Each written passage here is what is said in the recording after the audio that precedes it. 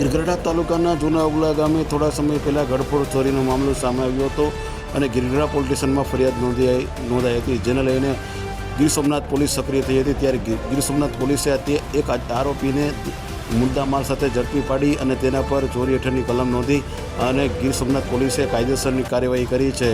જ્યારે ઉના તાલુકાના દરેક સમાચાર તથા લોકલ સમાચાર જોવા માટે અમારી ઉના ન્યૂઝ ચેનલ સબસ્ક્રાઈબ કરો। આ સમાચાર ફેસબુક આઈડી પર જોતા હોય તો તે આઈડી અમારી ફોલો કરો, અને આ સમાચાર પબ્લિક એપ પર જોતા હોય તો એ આઈડી અમારી ફોલો કરો તથા ધંધાકીય જાહેરાત આપવા માટે અમારો સંપર્ક કરો। દરેક સમાચાર આપના સુધી ધન્યવાદ।